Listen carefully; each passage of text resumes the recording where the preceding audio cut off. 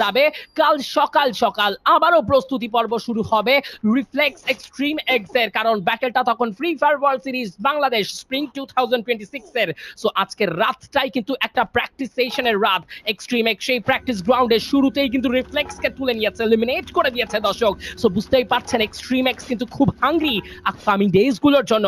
Domination লেভেলটা show করতে হবে, this is now or never. এমন একটা ব্যাটেলের জন্যই আই থিঙ্ক এক্সট্রিম এক্স প্রস্তুত। তুষাতাপু একদম আগামীকালকে সেই ব্যাটেলের জন্যই প্রস্তুতি নিয়েছেন এবং অলরেডি আটিল নেশন ফ্লিকারের 4টি কাজে যদিও এই জায়গাতে দারুণ কিছু অ্যাসিস্ট্যান্স প্রোভাইড করেছে, বাট স্টিল তার কিলের কথা শুনলো। স্ট্র হ্যাটস তো দেখা যাচ্ছে নভেম্বর সিটির সাথে করছেন ফাইট, নীল 69 এসএটি থেকে এলিমিনেশন গুলো বুঝে নিচ্ছেন। প্রত্যেকটা ফাইটে এসআর দের যে এই যে উপস্থিতি, এটা সত্যি বুঝিয়ে দিচ্ছে যে এসআররা ম্যাপের সর্বত্র বিরাজমান। অ্যান্ড আবারও নিজের প্লেয়ারদেরকে রিগ্রুপ করে তারা বারবার কিন্তু একত্র হওয়ার চেষ্টা করছেন বারমুডার এই ময়দানে। বাট এই মুহূর্তে ফেস করবেন এক্সট্রিম ইএক্স কে।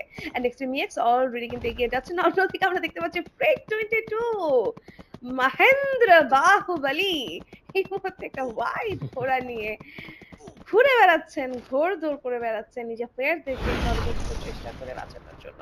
তীব্র এবং নিমোকে এখান থেকে রিভাইভ করে দেওয়া হয়েছে এবং as we know যে ওরা অলরেডি রয়েছেন একটা ভালো জায়গায়, মানে একত্রে তারা খেলছেন। তো তাদের পারফরমেন্স আরো ভালো হওয়া উচিত। এই জায়গাটিতে তারা কিন্তু খুব ভালো খেলছে না। হ্যাঁ, খুব ভালো খেলছে। যাই হোক দর্শক, আপনারা যারা যারা যুক্ত আছেন, আমরা কিন্তু ব্যাটেল এই মুহূর্তে কিছুটা স্লো হয়েছে, তবে এই স্লোনেসটা আবারও কিন্তু প্রমাণ এনে দেয় সময়ের সঙ্গে সঙ্গে ব্যাটেল স্টার্ট হবে। দেখুন লাস্ট সোল ফ্রম নেপাল ব্যাটেলের শুরুতেই নোবডির একটা পারফেক্ট স্নাইপার শট এবং সেখানেই কিন্তু অভিহাংকে নক নেওয়া হয়েছে। তাকে এখান থেকে কমপ্লিট কনফার্ম করা হবে, এলিমিনেশন পয়েন্ট নোবডি পেয়ে যাবেন। বাট এমজা এক্স টেকেন ডাউন। যেতে চেয়েছিলেন তিনি এই মুহূর্তে সেফ সাইডে, বাট কোনোভাবে সুযোগ দেওয়া হয়নি। কখনো এক্সটিই তো কখনো SH, okay SR, my bad, SR এবার তারাও সার্কেল এন্টার করতে চাইছেন, সঙ্গে যাবে বেশ কিছু করে ড্যামেজ চলে গেছে একটা স্কিল নেরো। একই সঙ্গে কিন্তু এই মুহূর্তে ব্যবহার করা হয়েছে এই জায়গাটিতে স্কাইলার একে একে মাল্টিপল অ্যাক্টিভ স্কিলের প্রেশারটা মেনে নেওয়াটা টাফ সিচুয়েশন ছিল। তবে অন্যদিকে এলিমিনেট হয়ে গেছে টিম দি জব ব্রেকার্স এট হ্যাসিক 9। আরো 8টি দল এখনো করে যাচ্ছেন সার্ভাইভ। সিক্রেট রাফি ওয়াইটি just been wiped out by এক্সটিই।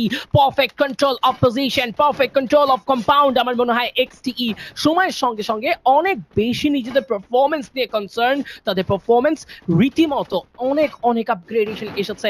একটা সময় এক্সটিই কে নিয়ে আমরা ডিফারেন্ট টাইম টুর্নামেন্টস গুলোতে অনেক কথা বলতাম, অনেক আপগ্রেডেশন নিয়ে কথা হতো। আমার দেখেই মনে হচ্ছে মহিন, মাইকি, সৈকত, রিল্যাক্সরা